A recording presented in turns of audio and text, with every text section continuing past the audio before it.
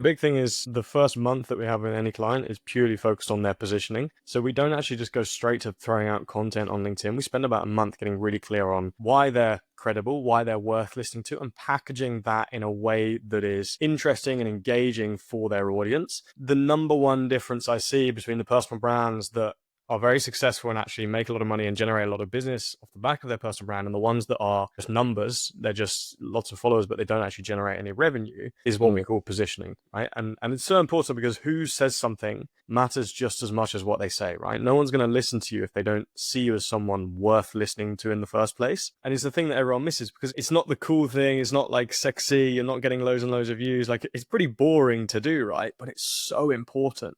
So we actually spend about a month getting really clear on our clients' positioning and why they're credible. That then means that all the content we put out in the future performs better and actually converts better. So the positioning really, really important. Before we dive into today's episode, please hit that subscribe button. Your support helps us grow and inspire more people on their journeys. Thank you.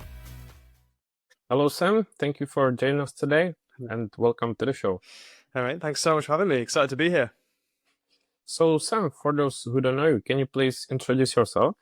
Yeah, so I run a company called Kurogo, and we're one of the leading personal branding agencies. So we work with founders, CEOs, leadership teams to build their authority and their audience online. So first thing we do with them is we position them as experts in the industry. We then create content and get them in the media to build their influence and their reach, and then we help them convert that attention into revenue. We've been running for 4 or 5 years now. We've worked with over 250 founders and CEOs and leadership teams, everything from bootstrapped startups all the way through to, global companies like KPMG, McKinsey, Salesforce. Actually, as you mentioned your company, I was about to ask you, what is the reason behind the name of the company? Then I read it on the website, but maybe for the people who don't know, can you say it? Because I think it's actually quite a good title. Yeah, so Kurogo comes from Kuroko, which is a term from Japanese theater, and the Kuroko in Japanese theater are like stagehands. So they basically move all of the props around the set. They do everything to make the main acts look good, but they wear like all black or whatever the color of the back of the set is, so you can't see them. So they're essentially doing everything around the main act to make the main act look good and make their job easy and make them stand out without being seen. And that's kind of what we're like to our clients. So that's where Kurogo comes from, which is quite a peculiar name, I know. And I think it's also a good idea because maybe it makes people wonder, what is the reason behind it? Like, for example, me. There you go. Are you also, just out of curiosity, interested maybe in Japanese culture, or is it just a coincidence? Not massively, to be honest. The company used to be called something else. It used to be called Brandly, but we went through a rebrand quite early on because Brandly, there wasn't really a brand behind it. There was no meaning to it whatsoever. And I just stumbled across this term completely accidentally. So no, I don't have huge ties to Japanese culture. It was just the phrase that the name stood out. Yeah, but still a great idea. And as you mentioned, Brandly, I read that you started straight after university, if I'm correct. That's right. Yeah. So I was actually building whilst I was at university, but I didn't launch the business officially until afterwards. Yeah, and I was going to say that you were impacted by the COVID, right? Because you were graduating just when the COVID happened. Exactly right. Yeah. So I was graduating in 2020. All my final exams were cancelled. Uni came to a complete standstill. At that point, everyone was transitioning from online. People couldn't go to networking events anymore, so they were resorting to platforms like LinkedIn to network with more people, to post more, to build their brand, build their audience. So the timing worked out very well for me, for sure. Because I was going to say that I had the same scenario because I was graduating from university when the COVID happened as well. So it was like a perfect timing. So I'm glad that there's someone who relates or who knows what was it like back then. Yeah, it's weird because obviously an awful time, like worldwide, but there's always some positive things that you got to make the most of a negative situation, right? And I think probably certainly both of us managed to do that. It's true. And as you said, you had already plans to launch your own company or agency during the studies? Yeah, so when I was studying, I was freelancing, like coaching, consulting, doing a little bit of freelance work for people, nothing too formal. And I'd picked up a couple of clients doing it. And then as soon as I graduated, I was like, right, I've got the time now to make this into a real agency. And by the end of 2020, I had my first few clients. I was looking at bringing on support part-time. So we grew quite quickly, actually. I grew pretty quickly in the back end of 2020. And looking back with the COVID, do you feel like that it kind of helped you maybe like to grow and find clients since everyone went online? Absolutely. Absolutely. It Oh. sounds bad to say, but 100% it helped. People realized they needed an online presence, right? hmm That is true. Because from my example, I was studying film. So for me, I think I was like exact opposite because Mhm. I was excited to enter film industry, but suddenly the film sets shut down, so there was nothing to do. So I'm glad that for you it was actually the positive side. Yeah, there you go. You got to make the best you can out of those situations. That is true. And when does the LinkedIn come in place? Did you already back then explore LinkedIn, or did it come along the way, or when did you Yeah. start? Yeah, so I started posting on LinkedIn in 2019, again as a uni student, which was a pretty weird thing for a uni student to do. But I Mhm. was looking for all sorts of basically any like freelance marketing projects I could get whilst I was studying. I was looking to land those, and I would go to events, I'd email business owners in the local area, I'd send like short videos to them explaining how I could help them. And everyone was kind of like, who are you, right? You're just this 19-year-old kid. And fair enough, right? I kind of get why they thought that. And as a last resort, I just thought of the most businessy place I know, which was LinkedIn. And I thought, you know what, I'll try it there. So I went and started posting on LinkedIn, literally just anything I was learning or reading about marketing, I would share. And I thought it was going to get me more freelance marketing gigs. But what started happening over time is people started reaching out to me for help with their own profiles. They were saying, like, I've seen you posting, can you help me post some content myself? Or can you help me build my profile?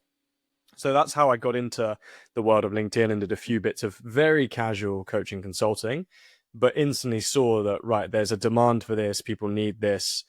Obviously, the pandemic then accelerated that. And I just took the opportunity because so many people were asking for it. Yeah, I think I started maybe just made my account back then there as well, but definitely haven't treated it in any serious way or anything like that. So back then, what was the LinkedIn like actually? Was there like any creators building their brands, or was it still more formal platform? Yeah, when I got into it, there were a few creators starting to emerge on the platform. It wasn't huge, like it wasn't everywhere like it is today. There were like small group of people that had started kind of treating it more like social media rather than just a job search and a networking platform. And I kind of got in with that early community of people, which has evolved massively now. And there's so many more people posting now, but it was a much like smaller, tight knit community of people doing it. And at that time, like if I was getting like 20 reactions on a post, I was like, it was the best thing in the world. Like I was going crazy. So it was quite different, but I wouldn't say I was the first one. There were quite a few people doing it already, which I didn't know at the time. I just kind of came across them and started to meet them through posting myself. Yeah, yeah. Just trying to think of myself with 20 likes that I was excited as well back then. And have you been consistent since then? Because 2019, it's been quite a while. So have you been showing up consistently, or did you have any breaks? I've posted probably every week since 2019, pretty much every day, I'd say. I actually lost my account. So I built my account 2019, 2020, and then I lost it in 2021. They just What like was the reason? I don't know. Like, there's still to this day, they haven't told me what the reason was. I wasn't using any like because often people get banned for like automations or whatever. I wasn't Yeah. using any automation. I wasn't using any like statistics software, any like data software. Literally nothing. They must have just thought I was. I have no idea why they did it, but they banned my account. So I lost my account completely. I was at about 10,000 followers at the time, so I had to start again in 2021. But still, all the way through that, I've just posted consistently. Maybe a month in between where my account was gone, where I haven't posted. But outside of that, I'd say I've posted maybe 2 times a week on average. Well, 2 times a week at least since 2019. That's impressive. I'm sure that you get more than DMs like this, but even I get often messages about, growth and this type. So this is perfect example. Mm-hmm. When people text you, do you ask them for how long they've been showing up, and they say a few weeks or months? So now There you go. they can hear it's literally years and consistency. There you go. And it compounds over time, right? Like the opportunities I get now are, I've got 50 odd thousand followers now. I get more than 5 times the opportunities that I got when I had 10,000 followers. Like that compounds over time, but you've got to stay in the game long enough. And look, like you will get people who grow quicker, right? There's some people that will go from 0 to 100,000 followers in a year, but it's not that common. For me, I've never really gone viral. Going viral is not really my main aim. It's to grow the business and get leads to the business. So you've also got to consider what you're optimizing for. A lot of business owners I speak to, they're like, yeah, I want followers, I want followers, I want to get my engagement up, I want more views. And then you dig a little bit deeper, and what they really want is they want new business, they want clients, they want opportunities. So you just got to think about what you actually want out of it. And people also often see these viral profiles that gained so many followers in short time, but they don't see the number of those that don't achieve that. So it may be like one out of how many thousand. So one needs to stay realistic at the same time. That's it. And people compare across industries as well. So I have people come to me saying, you did this with this account, why can't we do it? And it's like, because you're in a completely different industry with a completely different audience where the content is completely different. You actually have a different goal.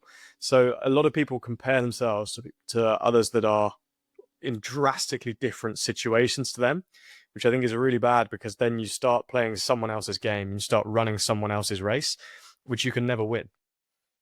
I agree. And I think, for example, if you are writing about AI these days, let's be honest, makes it maybe a bit easier or faster than writing about something else. Yeah.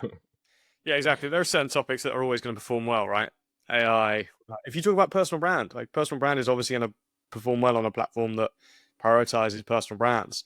Leadership, Exactly. culture, like management, these things are naturally inclined to go viral, but they don't make sense for everyone to talk about. And what helps you to stay consistent? I know that, or I'm sure that based on your experience, you know that, it's important to keep showing up, keep improving, but still showing up for such a long time. I'm sure that you've experienced like maybe burnout or not Mhm. being as passionate. Yeah. So one is making it a habit, right? When you do it for long enough, it just becomes a habit. And it's not, for me, it doesn't require loads and loads of effort now to do it. It's just part of my routine. But also, I've seen the benefits it can create. When you get to a point where, I know if I put out 30 pieces of content next month, I'm going to sign probably 4 or 5 quite high retainers. If I gave you that trade-off, you'd make the 30 posts happen, right? Like you would post on them. So I've seen the benefits of it. I know what I'm going to get out of it. I know what it can create. So it's quite easy to, if I need the motivation, it's quite easy to motivate myself, because I know there is going to be business actually coming off the back of it. And that's an effect of doing it for a long time, right? And having a strategy, which is why I think people who say just post, it's terrible advice. If you just post, like if you just think of something and just post it for the sake of posting, it's going to be bad content. It's not going to do very well.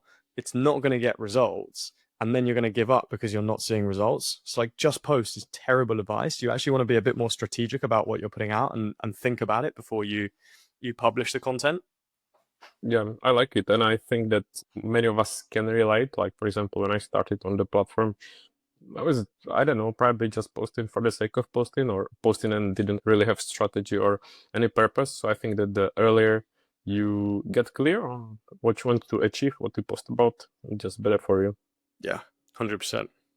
And then coming back to your business, can we discuss more like what is it that you focus on? Because, for example, there are so many people who help to build brands and, especially these days on LinkedIn. So what is it that makes you stand out or makes you different than the others? Yeah, so probably a big thing is the first month that we have with any client is purely focused on their positioning. So we don't actually just go straight to throwing out content on LinkedIn. We spend about a month getting really clear on, why they're credible, why they're worth listening to, and packaging that in a way that is interesting and engaging for their audience.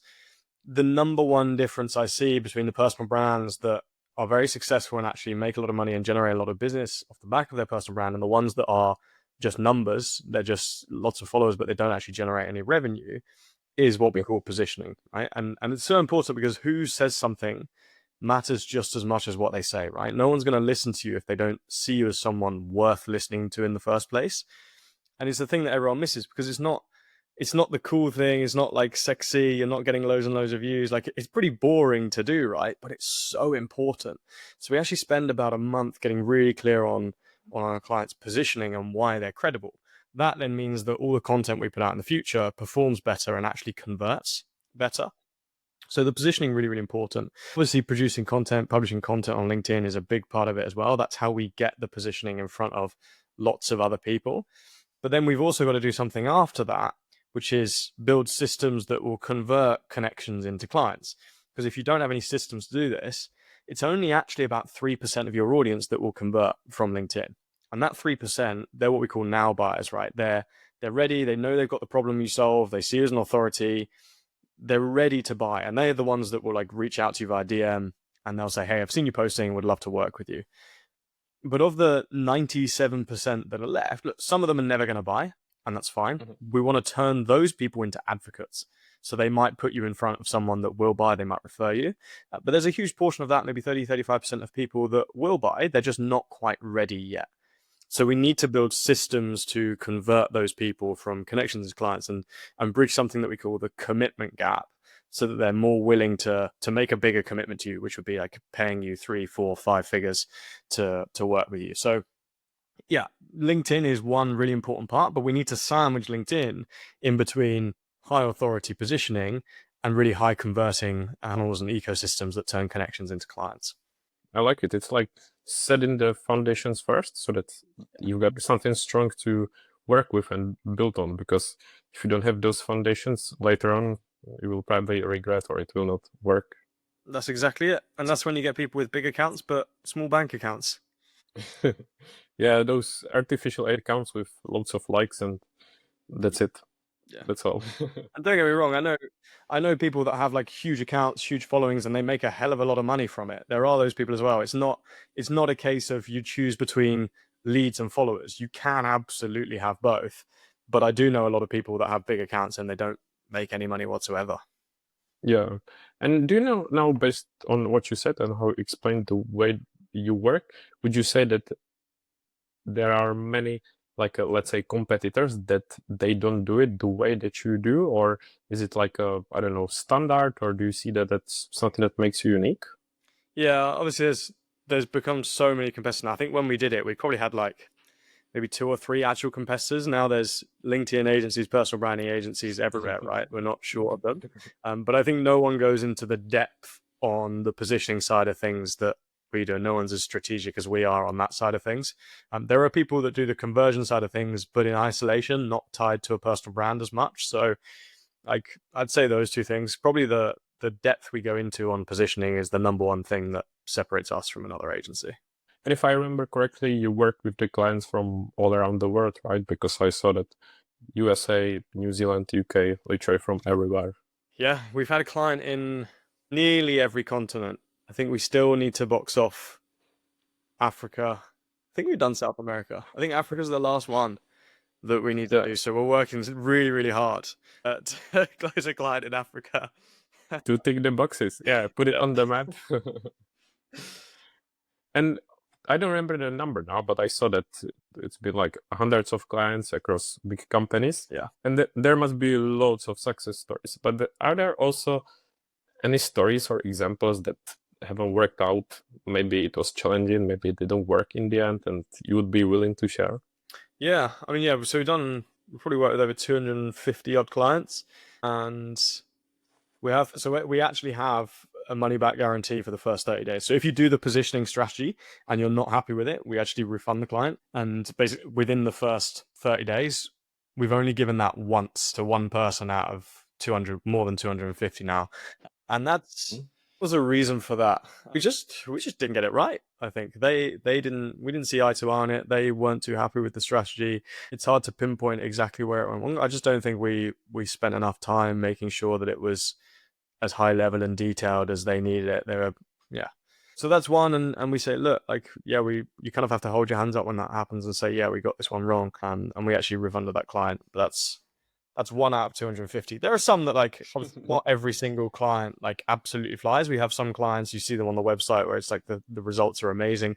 Obviously, not all 250 are that amazing, like that stand out. Most of them are getting good results, make decent case studies. Of course, you get some that tick along gradually. Others will just completely fly.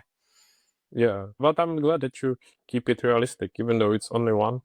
It's, not pretending that every client is a success, and ultimately it's the learning lesson for the next time, isn't it? Yeah, Absolutely. Well, one thing we actually do is every time a client leaves or they stop their contract or we finish or we get a situation like this where, for example, where we had to refund the client, we have what we call a post-mortem call, which is where we like diagnose and analyze. So everyone that worked on the account gets together and we analyze what went well, what went wrong, what could we have done next time, even if it's like completely out of our control. So, for example, we worked with one client who was the founder and CEO of his own business and his investors fired him, which is just like, which is a crazy story, not something completely out of our control. And that meant he had to stop working with us.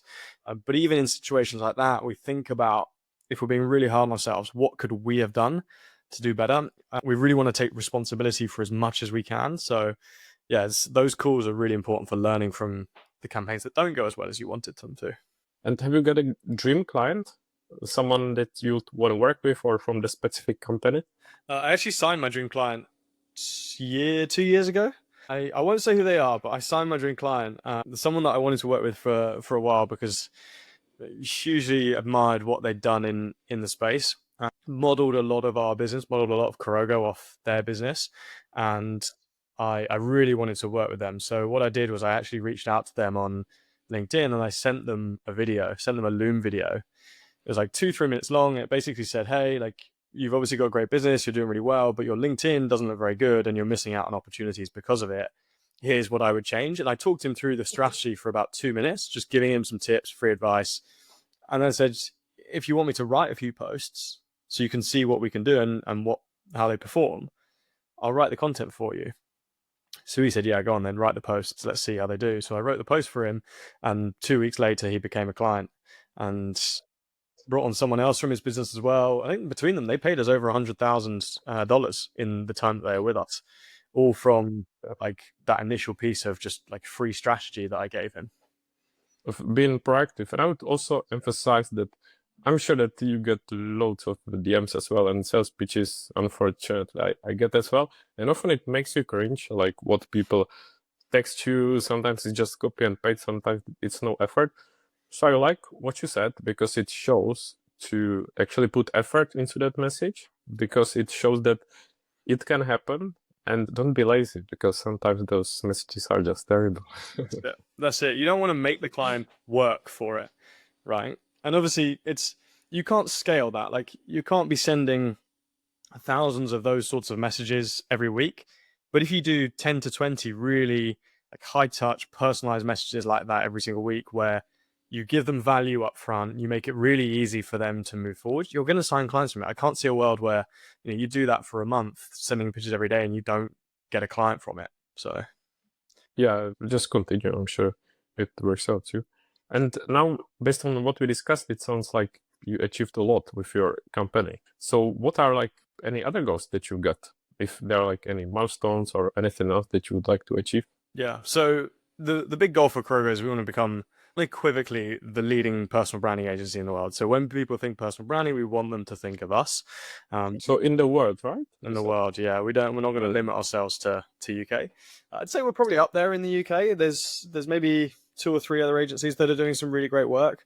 So we're getting close to UK, but we're not going to stop there. We want to be the best in the world. So and I think we've only actually scratched the surface of personal branding. But the things that we work on with clients is a very small part of personal branding, and we've always had a vision to be like a 360 personal brand agency. So still being exclusively for personal brands, but delivering, I guess, more services and providing more value within the realm of personal branding. We do some work in PR, we do some work in podcasting, but again, we've not done loads and loads there. Haven't really touched the world of public speaking and booking people on stages. So that's a big area for improvement. And yeah, my goal is to crack all of those and build, as I said, the leading personal branding agency in the world. Yeah, because I had a look at the website and I can see that you provide already a lot of services. So I can imagine it's going to grow. It's going to be a really big one. And yeah, I like the ambitious goal. Thank you, man. Appreciate it. Always got to be ambitious. It's just a natural trait of mine, I think. That is true. And speaking of ambitions, have you got like a role model or someone that you look up to? Who's your inspiration or motivation? I wouldn't say I have a specific person. There's no like one specific person that I want to emulate. There's a few people where I like elements of their personality and what they've done and how they structure their lives that I think I'd like to look at. Big fan of Dan Priestley's work. in the world of personal branding. Just like his philosophy, I think is great. I think he's nailed being a true entrepreneur in that he runs, I think it's like seven figure companies. He's gone 0 to 7 figures back to back like 8 times in a row or something, kind of runs all of those companies, which I think is a true proven entrepreneurship. Has clearly nailed down a process and a model and a system that works. So he's pretty cool. It's a good example. I don't follow him like actively, but I've seen him on so many podcasts, and like entrepreneurship automatically comes to my mind when I hear his name. Yeah, he's lots of people are into him now because I think he's very well known and well respected in the entrepreneurship community, but I think he's going broader than that now. And obviously has nailed personal branding. He's one of the first people that got me into personal branding, actually. Yeah, that's nice. And sorry, I interrupted you if you were about to mention anyone else, or was it him? I don't know if there's anyone else. Not like, as I said, there's like elements of people that I really like. I like the business model that Sean Hanif has built at Gemflow, like the way they structure the business, the way Gemflow is structured. I think that's a great business model. But yeah, I wouldn't say there's like one specific person. Yeah, I guess that now you are becoming one for others, like with what you achieved. If you are, maybe. That's not for me to say. Potentially though. And looking at your LinkedIn, you hit 50K, which is an amazing milestone. Have you celebrated somehow? Or was it just a number for you? Just a number for me. Just one of those. Wasn't a huge milestone. I kind of, there was a small celebration in our team Slack channel, and that was it. It's back to work. Maybe I'll do something when we get to 100K. Yeah, I mean, 100K, it's a crazy number. And I also, when I was researching a bit about you, I saw that 2 years ago you had appearance on Sky TV, which I was very surprised. So tell us more about this experience, because I wasn't really expecting it, and it's quite a big thing. So what was it like, or how did you get the opportunity? Yeah, so got the opportunity. It was actually through a PR partner of ours. So we have a few partner agencies that we work with, and they managed to land me the feature. They had a few contacts there, which was super cool. And it was a crazy experience because it was literally a Skype call. So I'm tuning in to live TV through a Skype call just from my office in a blue place now, but my old place in the office. And you're just in like a Skype waiting room, and then they give you a very short brief, but they don't tell you what they're going to ask. They don't tell you the question. So I had no idea what was going to be asked. And what I was asked was completely different from what I'd expected. And then they just go like 5, 4, 3, 2, and you're in, and you're just on live telly speaking to the host who's obviously in the studio. And some of the questions he threw at me, I was like, wow, you're testing me here, like really niche questions. And then he asked me about Boris Johnson at the time, who was obviously a big figure in UK politics, was particularly relevant at the time as well. And I was kind of trying to give a non-political answer. So yeah. Yeah, I can imagine. It must be tricky, like when it comes to discussing politics, and you need to think about it on the spot when it's live. I mean, I can imagine, but at the same time, I cannot imagine. Yeah, it was challenging. And then off the back of it, I think I maybe had like 5 people reach out that saw it live, like watched it live on TV. But then it was when I shared it on LinkedIn, that's when it just went mental. Like it blew up. My inbox was lots of people reaching out. I can imagine. And or even like, hey Sam, like if I were your friend, I can see you on TV. It would be just super cool. Yeah, friends loved it. And what did you feel like actually before? Were you stressed or excited or both? I was a little bit nervous. I wasn't stressed because I knew, well, I thought I could answer the questions pretty well. Obviously, the questions were completely different to what I thought, but based on my expectations, I was pretty chilled about the questions themselves. I was more worried about like technical difficulties, like my laptop crashing or something halfway through. Yeah, it is true. Fortunately, we had none of that. So yeah, I was pretty relaxed before it. And looking back, are you happy with your performance based on like the conditions, the question that you weren't expecting? Yeah, I think so. Like obviously I was pretty young at the time. I think it was 2022 it happened. So I hadn't been in business for that long, just a couple of years at that point. But the feedback I got off the back of it was great, so I can't complain. Yeah, and I'm sure that once you do something like this, it makes you like more ready for any big challenges or things like this. So yeah, that's the thing. You start doing this and you get used to it. You come on podcasts like this and you're a bit more relaxed. It's quite casual. So like I think it's good to put yourself in that position where you're pushing your comfort zone a little bit, because then the next time you do it, it's so much easier. I agree. And speaking of this, you also do some public speaking, right? That's right, yeah. So I've been asked to speak a few more times over the last couple of years. I think just as the brand's built, as the business has become more established, I've been asked to speak on a few stages, which is very cool. Getting paid to travel around the world and speak is pretty cool, right? So it's something I'm keen to do more of. I haven't done loads and loads of it by any means, but I love doing it. And when it comes to public speaking, I'm not going to lie that many of people or many of us are, scared of it, or it's not that simple. So what is it like for you? Are you someone who's been always comfortable, or is it like a challenge for you as well? Yeah, do you know, I'm actually very introverted. Like in smaller scenarios, I'm very like in a small group, I won't really be the one making all the noise. I tend to be very quiet. But for some reason, public speaking, if there's a big audience, I'm absolutely fine. I don't know what it Then is, but like if I get on stage, I guess it's because there's a reason you're there, right? You've been asked to speak for a reason. People are there to listen to you for a reason. And naturally, because you're the one on stage, there's instantly framing around you as the authority. So you're the authority in the room. You're the one that people want to listen to. So it's quite easy to kind of command attention and build authority and get people to listen to you from it. And so I'm actually much better in scenarios like that, like public speaking, than I would be in maybe a smaller group setting. sounds like the larger audience, the better. I guess so. I've never spoken in front of like tens of thousands though, so I think a few hundred is the most I've done. No, but it's impressive because, Yeah. for example, I may say that I would make it, but then if I stepped on the stage, it would be completely different story. So Yeah. well done for that. I appreciate it. Are you struggling to stay consistent on LinkedIn? FanPost helps you create high-quality posts in minutes, so you can write faster, show up more, and stress way less. Built by creators for creators. It's the easiest way to grow your presence without burning out. Try it free at fanpost.com. Because, we've been discussing LinkedIn, do you also focus on other platforms? If so, to what extent? Yeah, so we do a little bit of work on Instagram, sometimes TikTok, Twitter. We do bits there, not loads, because LinkedIn is just the number one platform for the types of clients that we have. All of them, I think, yeah, north of 90% of them, LinkedIn will be the number one channel. There are occasions where we'll look at other platforms as well, where it might be relevant for people, but the majority of the time, LinkedIn is the number one place for them. And is that, like other platforms, something that you plan to explore in the future as you grow your agency?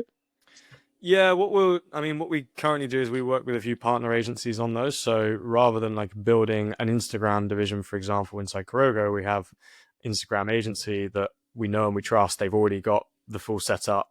They work with similar sorts of clients. So it's more, I think the smarter play is partnering with people like that rather than trying to build its own division. But we'll use it in so much as it's beneficial to clients, right? I think LinkedIn is still going to be the number one platform for the next 5-10 years.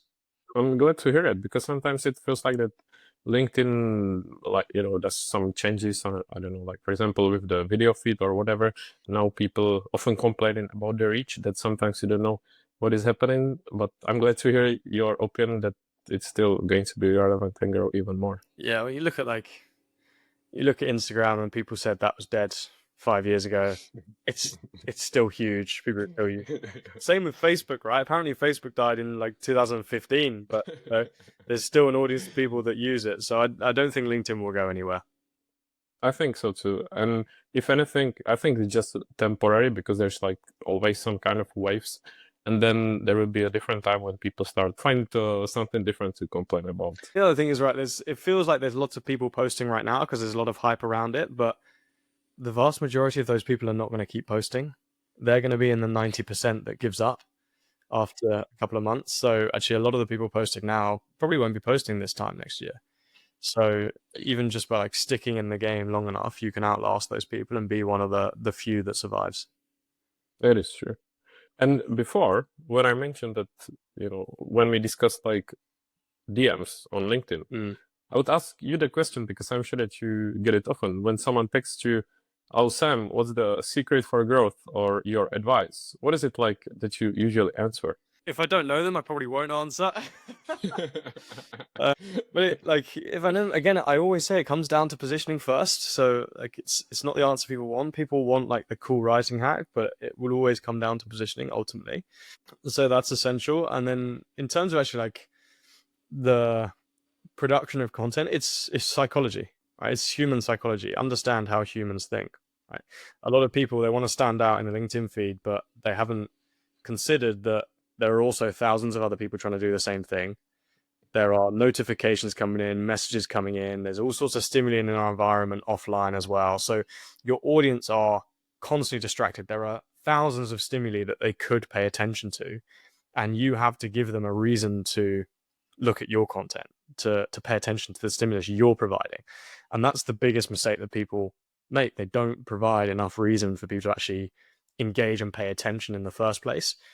And that comes down to obviously the hook of the content, but also the formatting of the content, the creative you use, even down to things like the profile picture you have, the tagline, all things that matter for getting people to pay attention in the first place. Because if you don't get past that, nothing else really matters. I know it might sound like a trivial question, but I still get asked this very often as well. And even though I discuss it like with the guests on the podcast regularly, because I kind of like to ask this question because every person shares different answer, and especially when it's someone experienced, like for example you are. I'm genuinely curious to hear what you say, but I hope that people find out that there is like really no one secret sauce that will help you grow overnight. So I think this was perfect answer, and I hope that people will learn from it. Yeah, it's interesting. People think there's like a specific formula. If you just copy, you'll get results. There are thousands of different ways to get results. So yeah, don't think there's only one formula that some people are using that you need to find out. And we discussed like so much stuff that you do, that you achieve, and your plans. So I'm curious to know, like, what is your time management like? How do you manage to do everything, stay on top of things, and still produce and improve? Yeah. So obviously got a great team around me. Like I'm not a one-man band. I've got an amazing team around me that help me run the agency. That's obviously massive help. And to be honest, I'm not too involved in like the day-to-day running of the agency anymore. My main responsibility is commercial development, so marketing, sales. I have a business development manager that supports me on sales. The business is kind of run in the background by our COO, head of client services, head of strategy, and then we've got what we call pods. So pod is an account manager, a content writer, and a community manager who kind of manage the clients. So kind of all of that is taken care of. I'm really focused on the marketing and sales side. I'm someone that likes to get up early and get ahead of the day. So that's a big thing for me, right? There's 15 people in the team now, 30 plus clients at any one time. So you can imagine there's a lot of messages and emails every single day. So I like to get up early. I start work at 6:30 in the morning and have like 2-3 hours of just deep focused work before anyone else logs on. And that's where I complete all my essential stuff for the day. So I like to get ahead. I don't have this like complicated morning routine. I don't have any fancy productivity hacks. It's just like wake up and work. And that gets me ahead. It puts me in a good place come, 8:30, 9 a.m. when everyone else logs on. I use a really simple task manager to track all my tasks. Obviously, I'm getting requests coming in from different sources, WhatsApp, email, Slack. So I just bring all of that together in one task manager, which gives me a list of things that I need to do every day, deadlines for them. And I basically live by that, block time in my calendar to complete them. And that's actually enough for me. And speaking of this, like one of my favorite questions is, what do you like to do in your free time? And what are some of your hobbies? Yeah, I love to train, love to keep fit. I've always been very sporty. Sport's been a huge part of my life. Played sports since I could walk, basically. Okay. So keeping fit, training, doing sport is massive for me. That's probably, if I'm not working, that's probably what I'm doing, to be honest. Have you got favorite sport, or is it just like going to gym and lifting weight? So I normally just go to the gym and lift weights, but football is probably my biggest sport. I played football all the way through my life. Used to play rugby, used to play cricket. I play a little bit of. I'm starting to get back into tennis now. Paddle with my mates. So pretty much anything. If I had to choose one, I'd choose football. And any like other hobbies? Maybe something interesting. Not that sports wouldn't be interesting. I love sports as well, but maybe something unusual or I actually love that music. not many. People don't know this about me. Music is probably a big passion of mine. Don't ask me what genre I listen to because I'll name every genre. But yeah, At least favorite singer or band? don't have a favorite either. So Oh, okay, can't no. answer that. It's too tricky. But yeah, I love music, so I listen to a lot of music. Yeah, I'd say those two things. Music and sport outside of work are really the main habits. I want to start Okay. learning languages though. There's learn Spanish and Arabic. Those are two languages. I was expecting Japanese. Maybe one day. Let me crack Spanish and Arabic first. I mean, it's impressive, like that you want to learn Arabic, but why such a hard language, or at least for English speakers? Firstly, because it's hard and it's like I want the challenge of it. Also, purely practically speaking, Arabic, I think, certainly in the business world, is going to become a really key lesson to learn. I think there are many different forms of Arabic. So like, there's not one Arabic language. There are many different dialects within it, but it's spoken by thousands and millions and millions of people worldwide, and I only see that number increasing in different regions as well. So it's not just spoken in one country. Quite frankly, No, I mean, those are valid points. Yeah. I agree, and I understand. If it wasn't that challenging, I guess I'd go for it as well. I want the challenge of it. I think it's cool, and also very culturally different to everything we know. Growing up and living in an English-speaking country, completely English family, it's very different culturally to everything that I've learned for. So I think that side of things is interesting as well. Yeah, that is true. And do you read any books? Not a massive reader, you've probably seen the stack of books behind me. I've read some of those, not all of them. Just for so that the recording looks It's for the aesthetics.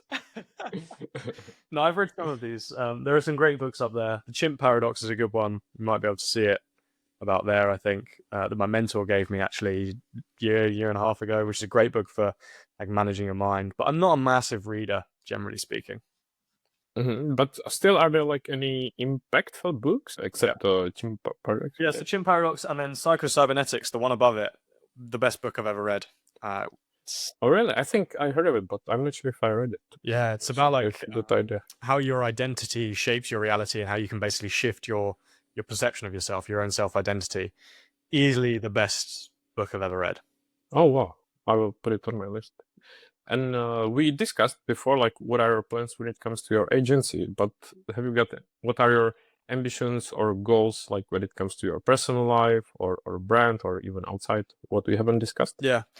I think I'm a natural entrepreneur. Like, I love building businesses. I can't see a world where I'm not building businesses. I'll probably be building them until I'm like 80. So I think I'll always do them. I don't think I'll be running Kurogo for the rest of my life. There's obviously going to come a time where I'm not the best person to run it.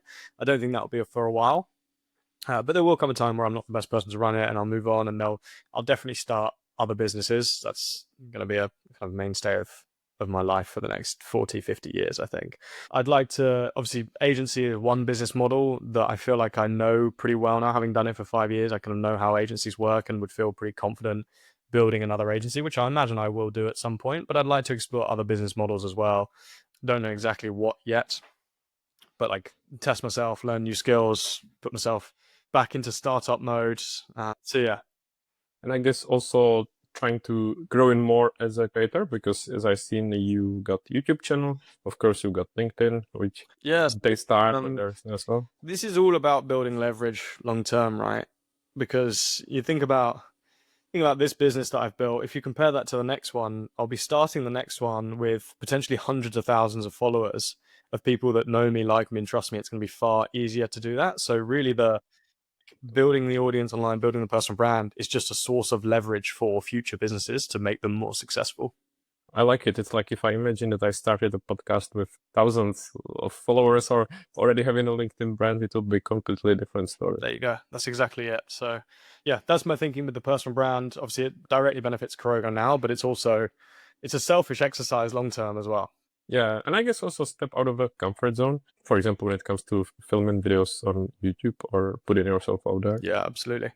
Yeah, YouTube's an interesting one. I think huge advocate for YouTube, great platform, hard to produce on. Like producing content on YouTube is completely different to LinkedIn, for example, but I'm enjoying it so far. Yeah, I agree. And Sam, as we will be slowly wrapping it up, can you summarize where people can find you, follow you? I mean, we discussed it, but to sum it up and promote any of your services. Yeah, so I'm active across social media, pretty much every platform. Sam G. Winsbury, if you want to follow me for free daily content. If you go to my LinkedIn profile, it's probably the best place where I'm most active. In the tagline under my name and actual tagline section, there's a link to a scorecard where you can measure your personal brand score. It takes like 3-4 minutes to complete. There's 30 quickfire questions, and then it's going to give you a score for your personal brand off the back of it and some tailored advice based on what you answer. So that's a really cool resource if anyone wants to check that out. And there'll be an opportunity to work with us at the end of that if you think it'd be useful. Yeah, it sounds very smart. I will add all the links to the show notes.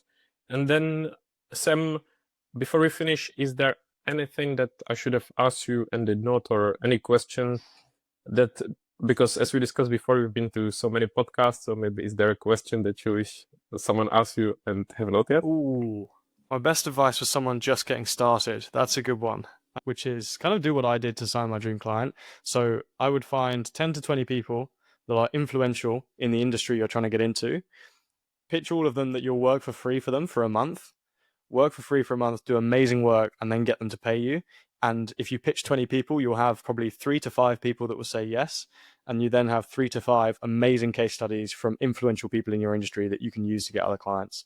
That is, it's not the most fun, like you've got to do some ugly work, but it is the most reliable way to start a new business. That sounds great. And imagine if you work with someone like that and that person can refer you, or you just have amazing testimonials and case studies to continue from there. I think that's great, and we can finish it for today. I want to say a big thank you for joining. It was very helpful, insightful for me, and inspiring as well. I think you achieved some amazing things. I really appreciate you joining me, and yeah, thank you, and keep smashing it. My pleasure. Thank you, mate. Appreciate you having me on. Thanks for listening to Produced by with Tomen. Check the show notes for all the links, and don't forget to subscribe, like, and share your feedback. Speak soon.